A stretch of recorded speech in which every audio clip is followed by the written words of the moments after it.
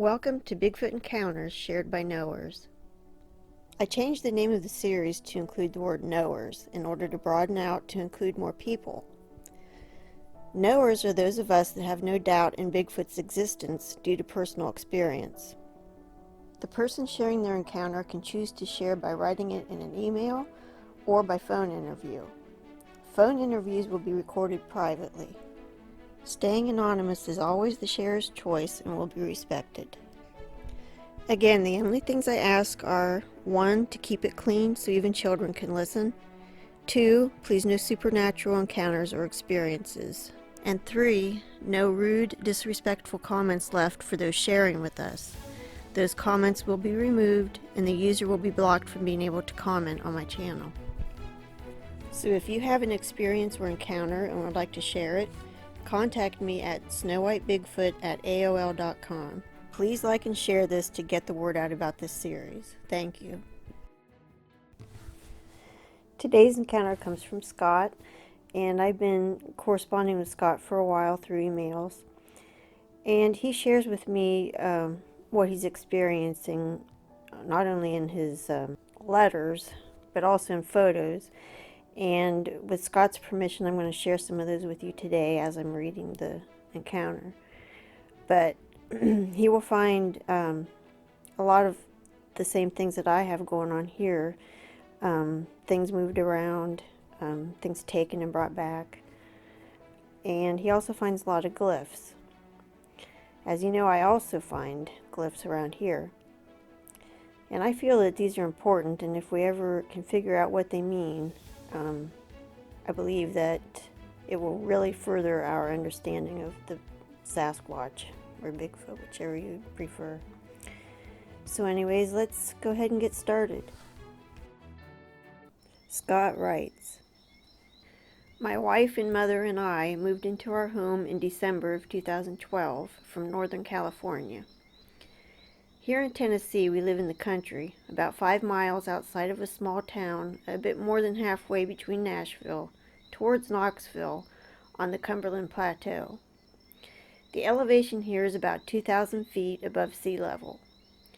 We have about 4 acres, but the back of the property abuts a much larger, undeveloped, forested greenbelt, which belongs to many landowners.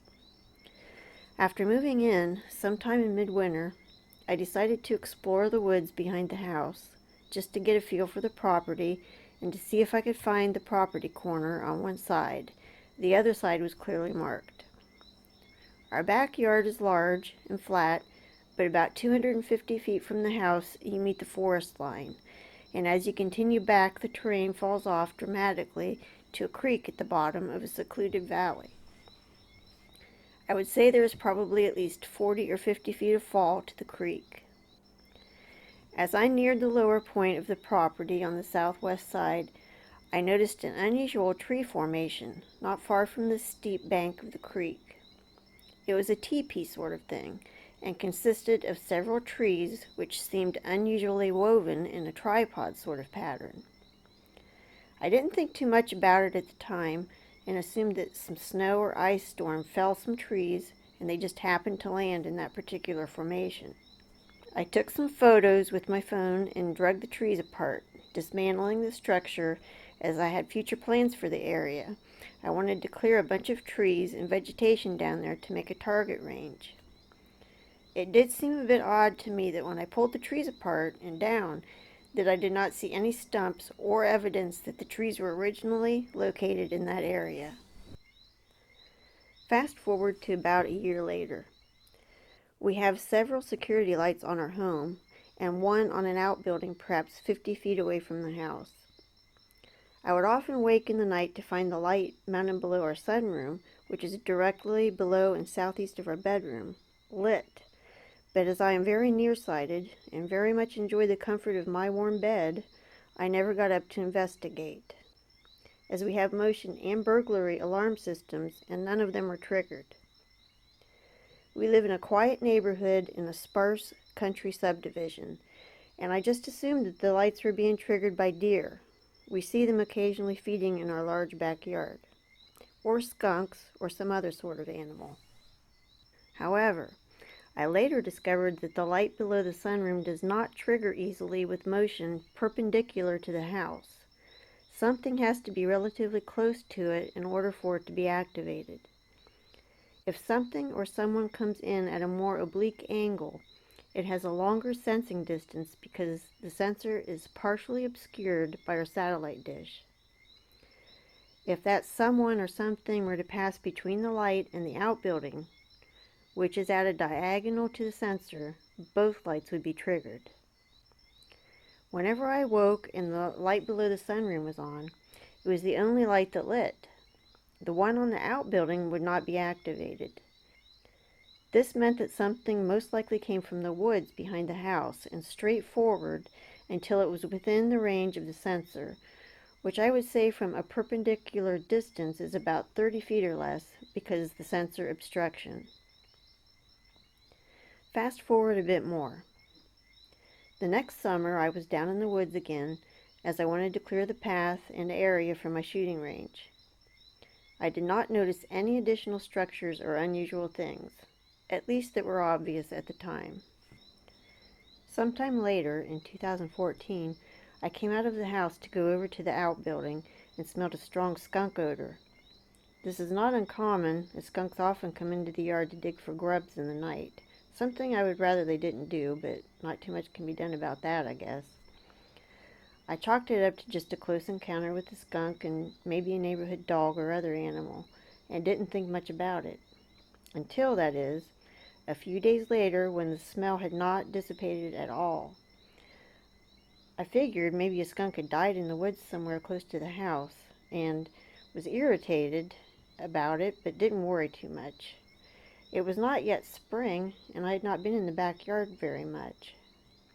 Maybe a day later, I had reason to go into the backyard when I noticed something laying next to the house, not far from our bedroom window. As I approached, I could see that it was a skunk, apparently dead, neatly laid parallel next to the house below our deck. I was afraid it might still be alive, but diseased, rabies perhaps. So I kept my distance until I could get my wife to come out and see what she thought. We approached it and watched for signs of movement or breathing. After a bit, we decided it must be dead, but needed to move it away from the house, and I wanted to be sure. We scooped the skunk up onto a plastic bucket to take it to the far edge of the property to dispose of it. One thing which I felt was unusual was that the skunk had absolutely no signs of cause of death. No animal marks, no missing fur, no blood matted in its fur, nothing that would indicate what happened to it. Perhaps it just died from natural causes, but I thought it odd that it chose that particular place to expire. In retrospect, I now think that perhaps the Bigfoot watched me, irritated, fill in the holes that the skunks were making in the yard from their grub diggings. Perhaps they were being helpful by killing a skunk that was causing the havoc in my yard. I've never seen a skunk just walk up to the side of a house, lie down and die before, so it did make a bit of sense. Furthermore, the skunk was placed not far from our bedroom window and might have been out of sensor range if one were to come in at the proper angle. Fast forward again. My wife and I awoke, oddly, at the same time one night. It was winter, and where we live it is always very quiet at night, save for a few animal noises occasionally or wind noise. This particular night it was not windy, and it was about 5 a.m. and still quite dark outside. The noise we heard could only be described as a long howl, and it was unlike any noises we'd ever heard before. The sound was very faint, but very apparent. Now, we have heard coyotes, owls, cows, a donkey, and various bird noises here. However, this howling probably lasted a good 8 or 10 seconds and was repeated at least 3 times. It was very odd. It didn't sound like anything we had ever heard before. The next thing that happened was in 2015.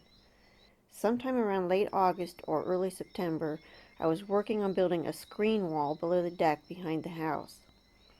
I had noticed that my nearest neighbor was not home. A married couple. The woman is in her 70s or so, and her husband is in his mid-80s. The man always spends a lot of time on their deck when the weather is good, and this was a perfect day for that. Later in the day, as I was working, I did see them come home, so I know they were not there when the incident occurred. I was using a cordless screwdriver to attach the many horizontal boards to the lower part of the deck, and the screw gun makes quite a bit of noise when it hits the ratchet stop mechanism. I was facing the house, and our neighbor's house is to the right, perhaps 50 feet away, and set back towards the front of our house a bit, from the plane of the back of our house. As I worked, I heard, over the sound of the screw gun, a noise in our backwoods. It sounded like something big was moving, but only for a second. Now, I've been in the woods many, many times in my life. I've loved the outdoors since I was very young, and would often just wander the woods by myself growing up. I've seen and heard many animals in the forest before, but not this. It was the kind of sound that one just knows is out of place. The kind you get a gut feeling about immediately, that something just isn't right somehow. I stopped and turned around, but after listening a bit more, didn't hear anything else, and went back to work. Perhaps a few minutes later, I again heard a sound in the woods, this time a bit further from the first one, closer to my neighbor's property, but behind our yard and down in the valley behind the property, perhaps 300 feet east of the original sound. It sounded a bit like a crash or large animal movement, something akin to when deer bound through the woods and you can hear them move through the leaves and brush. However, this sound was singular in nature and just left me with an odd feeling like something just isn't right with that noise, if that makes sense. A bit later, perhaps 15 minutes or so, my attention was drawn to a rustling noise and visible movement I could see out of my peripheral vision that made me stop working. As I did, I snapped my head 90 degrees to the right and noticed a pretty tall tree, perhaps 30 or 40 feet, shaking back and forth about 400 feet from my location. The tree was beyond the wood line of the neighbor's property, perhaps 50 or 60 feet inside the tree line. This tree was alive, not dead, as it had a full canopy of leaves, and the motion of the tree was back and forth, about the same distance swinging, perhaps a total of 6 or 8 feet at the top in both directions. This was extremely odd to me, and at first reaction I thought perhaps some kids had gone into the neighbor's woods and for some reason must have roped two sides of a tree and were making it shake back and forth. A ridiculous thought, but when something happens like this, your brain tries to make sense of it however it can. I was silent for at least 10 minutes, my heart racing, as I stood there staring at the tree and thinking perhaps a bear was in our woods. I listened for the sound of kids or footfalls or something that would explain the source of this very odd to me situation. I heard nothing. No voices, no footsteps through the woods, no vehicle noises, motorbikes or four-wheelers, and no explanation as to what caused the movement of that tree. Additionally, my neighbor's property extends another 1,000 feet beyond that forest line where I saw the tree move, and beyond that is just additional undeveloped forest and very rugged, steep, and hilly terrain. It is extremely unlikely that anyone would be in those woods, and I've lived here 6 years now and have never known anyone to venture into or out of them. A bit later, a buddy and I were down in the woods doing some target shooting. We set up about in the location that the teepee structure was originally located. As we were shooting, 90 degrees to our right, I heard and watched a tree fall over as my friend was shooting. I first heard a crack and then turned to look. I was wearing hearing protection but could still hear the leaves rustle as it fell, and then the tree hit the forest floor. The tree was perhaps 75 feet from our location. It was approximately 5 inches in diameter and maybe 30 feet tall from what I could tell. The tree was alive, as it had a full green canopy of leaves. The terrain falls off as you move away from the range area towards the creek in the bottom of the valley. I could not see the bottom of the tree or ground from our position, and if I had to guess, I'd say that I couldn't see perhaps the first 8 or 10 feet of the tree. Okay, I've never seen that before. It had not been rainy lately, so the ground was not saturated or weakened from water. It was not windy that day, and I don't think it fell out of fear of our target shooting. I thought it was odd, but we went back to our practice. Until a second tree fell about 2 minutes later. Same size tree fell in the exact same direction. This tree was perhaps 20 feet away from the first tree. Okay, one tree falls. Never saw it before, but I'll chalk it up to whatever. But 2 trees? Nope. Odds too much against that. As the trees were not on my property and the land is posted no trespassing, we did not go over to take a look after the event. But it was an incident which, when you put it in a pile with everything else I have experienced, just felt off. We continued that day for a while, and nothing else happened while we were down there, so we just sort of forgot about it for the time being. There were a few other things that happened before I started on this journey of personal interaction with the creatures, but to try to keep this as short as possible, I will just say that I eventually decided to send a report to the BFRO in hopes of trying to eliminate the possibility that I might have a habituation site here. I provided the information mentioned here in my report. Quite some time later, about a year and a half after I filed my report actually, I got an email response to my report from a local BFRO investigator. That was about a year ago. He had recently moved into the area and was trying to pick up the local reports that had been filed over the years. This area had a coverage gap, and no local investigators were available to respond until now. So around late March of 2018, the BFRO investigator came to walk my property and see the areas where my experiences had taken place. At one point during our walkthrough, he ventured down into the forest beyond my property, as there was a large hidden lake on the valley floor, perhaps 400 feet beyond my land. When he returned, he mentioned finding what looked like a Bigfoot foot slide on the bank of the lake, as well as other evidence of activity. That is, some arched saplings and other things that made him think that they do in fact move through the area from time to time. When we were wrapping up our visit, we stood at the bottom of my range area near the creek and spoke for a bit.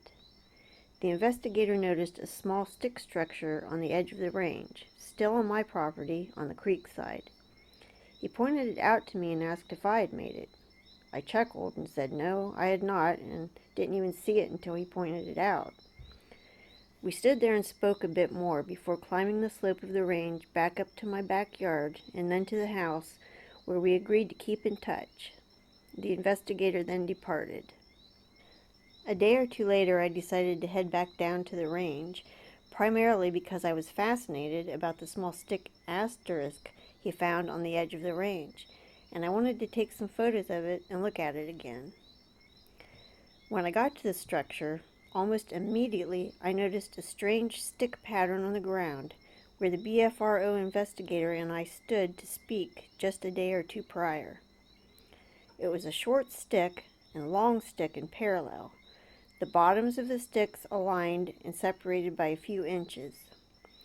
There was a strange angled stick pointing off to the top left of this pattern. As soon as I saw it, I knew it was significant and not just normal deadfall. I thought about it a bit. Could it be that we were watched while we were down there the other day? What could I do to try to communicate or respond?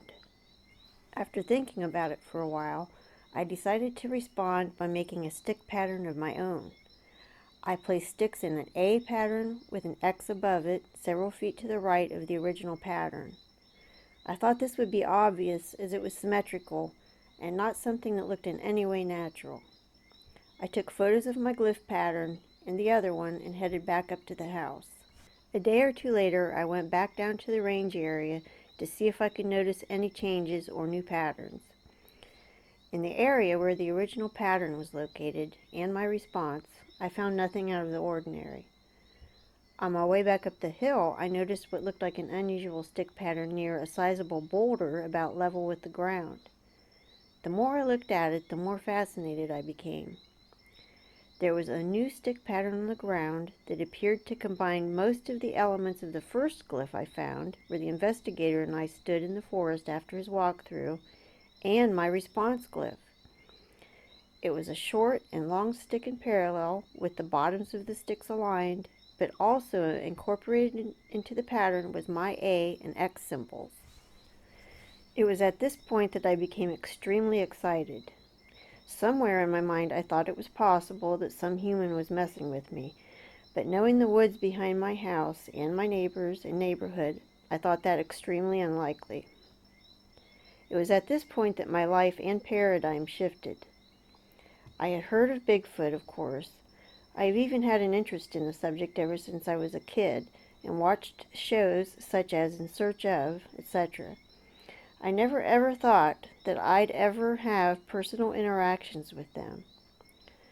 So, in the interest of satisfying my curiosity, and to see if anyone else out there might be having similar experiences, I started to comb the internet and YouTube for serious information regarding Bigfoot interactions.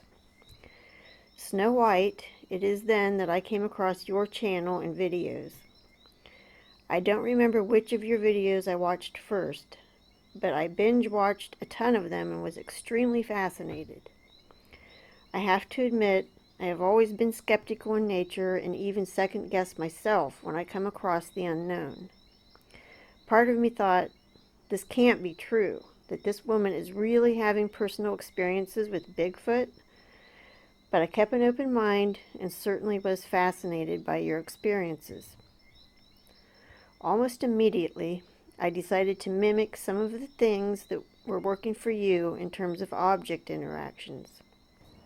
I thought, if there are giant, hairy, man-like critters in my backwoods, and if they were considerate and thoughtful and intelligent enough to reach out to me and make a response glyph, well, it might be worth it to see if they would interact in any other meaningful way. So I got a 6x6 piece of scrap treated wood post from my shop and drilled about a dozen holes in the top of 2 different diameters to accommodate the large and small glass marbles that I bought from Walmart. I placed 3 small blue and 3 small green marbles and a horse finger toy for babies in the wood block. I left the marble block of wood near the boulder where they'd made the response glyph. The next morning I went down to check to see if anything had changed, and I was absolutely stunned. Someone had taken 3 blue and 2 green marbles out of the marble block and placed them on the ground in a V pattern. The green marbles were on one side of the V and the blue on the other. The horse finger toy was missing, and I scoured the entire range for the better part of a half hour searching for it. It was nowhere to be found. As a footnote, the horse reappeared 3 days later, but the nose and 1 hoof had been chewed off. However, the parts that had been chewed off were returned with the horse. The toy was placed perhaps 30 feet away from where it was taken, on the ground, with the chewed off pieces under it. Thus began my interactions with Bigfoot. Since that time, I have had almost daily interactions, movements, intelligent actions. I have recorded tree knocks and other unusual sounds from an audio recorder placed in a screened window either on the back of the house or from my workshop. I have kept journals of the interactions and documented the activity with photo panels, audio recordings, and textual journal entries for the more elaborate activities for almost a year now. It's a fascinating journey for sure. I have learned they can be overt, mischievous, sly, sneaky, subtle, and humorous. I have photographed dozens of other elaborate stick glyphs and even had some gifted to me, placed in areas around our interactive sites in my woods. There are tree hangs, too. I currently have 6 stations set up with objects for interaction on my range area. They cycle through these areas at will and will sometimes fixate on certain types of objects.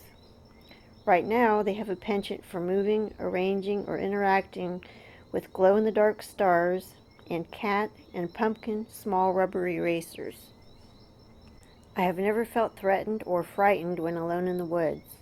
I am quite certain that I am often observed when I travel down in the mornings, and sometimes in the late afternoons. I can say with certainty that these creatures exist, even though I've never actually seen them, yet. The intelligent interactions I've witnessed removes all doubt for me. Many of these interactions could only have been done by one of 2 creatures, man or a Bigfoot-like creature. I've ruled out the common man. I'm hoping that someday the Bigfoot will trust me enough to give me a glimpse of them in their physical form, if even only for a few seconds at a distance.